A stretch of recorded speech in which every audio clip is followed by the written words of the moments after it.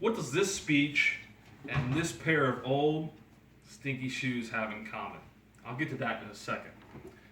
Have you ever done things you didn't want to do before? Your parents asked you to do something growing up as a child. Your boss asked you to do a job or a task that you don't want to do.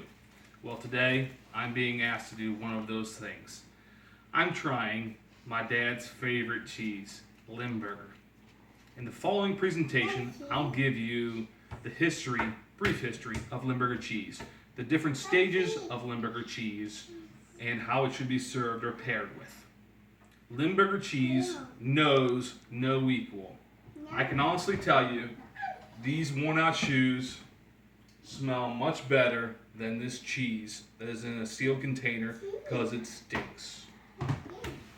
Notorious for its smell, I've been told Limburger's bark is actually a lot worse than its bite. I've also been told that when you eat Limburger cheese, it's remarkably smooth. The history of Limburger cheese. It's a European food product that's been around not all that long. It was first made in the 19th century by Trappist monks in a territory that is now divided between Belgium, Netherlands, and Germany. Today, most of Limburger is made in Europe and in Germany. Made in Europe and specifically in Germany. Limburger was first made in the United States in 1867 by Swiss immigrants in Greene County, Wisconsin, the epicenter of Swiss cheese making. Limburger outpaced Swiss cheese making in annual production in the 1920s in order to supply the German-speaking populations of New York and Cincinnati. Where Limburger's sandwich was favorite was a workingman's lunch, cheap and typically washed down with a glass of beer.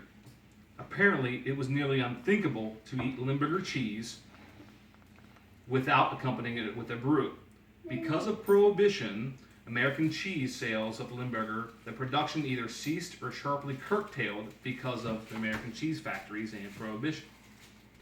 Today, the only American cheese producer of Limburger is Chalet Cheese Cooperative in Monroe, Wisconsin. Of the 56 cheese makers in Wisconsin, only Chalet's Myron Olson is the certified Limburger maker. According to Wisconsin cheesemen, fresh Limburger is not all that intimidating. In fact, it is downright mild in its infancy and only develops its nasty temperament over time, with a little help from temperature. Limburger is dated to expire within 6 months. Best if used by date on the package as your guide. You can control the Limburger in the fridge at home to suit your own personal taste. We can break down the metamorphosis of Limburger into 3 stages. The 3 stages of Limburger include the beginner stage. At first, it's on the mild side. You eat it fresh out of the fridge as soon as possible after you buy it. When the cheese is only a few weeks old, it's mild, crumbly, and a bit like feta. I'm not a feta fan either. It's also a bit more yeasty than feta. Like all washed rind cheeses, Limburger ripens from the outside in. And since the rind contains most of the funk, cut it off before serving.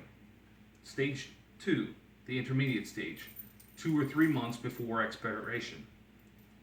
It is rich and creamy and just starting to stink like a brie with an attitude. To be honest, I don't like brie either. Let it come to room temperature before serving for maximum flavor. The rind is edible, but does add strength. You can wash it and dry it if you wish to remove some of the odor. Stage 3 for hardcore fans. At 4 to 6 months or more, you've got weapon grade Limburger. Soft, almost runny, and full on sweaty sock. Wisconsin cheesemen say, remember that 6 months is the expiration date. Diehards see this as a starting point and even take it out of the fridge periodically to speed up the process. Wisconsin cheesemen also say that the smell is far worse than it tastes, and even at this stage, the flavor is not as sharp as aged cheddar or as pungent as blue cheese. Guess what? Don't like blue cheese either. It has a very robust and rich flavor. Limburger recipes and pairings Because this unique aroma tends to overpower most foods, it's not really considered a recipe cheese, although the Wisconsin Milk Marketing Board and cult fans beg to differ. A classic way to serve Limburger is on rye bread with sweet hot mustard. Some folks love it with strawberry jam as the sole condiment, or in addition to the mustard.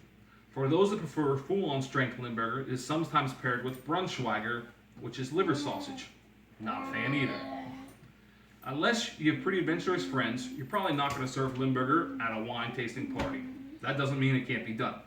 Limburger is a workingman's cheese that goes best with beer, preferably a Bock, which is a hearty, often dark variety, a porter, or a stout.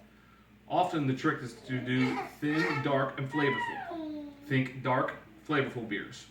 Let's give it a try. I've got my dark beer here, I've got my rye crisps, and I've got my cheese with sliced onion.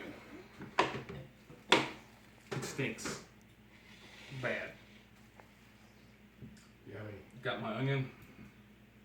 Need more onion. I need more onion, I've been told. 2 slices of onion. It smells bad.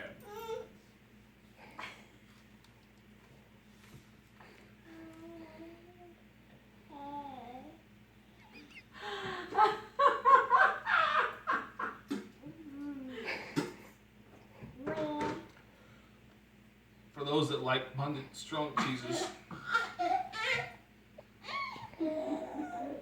this might be an option. It's not an option for me. Thank you.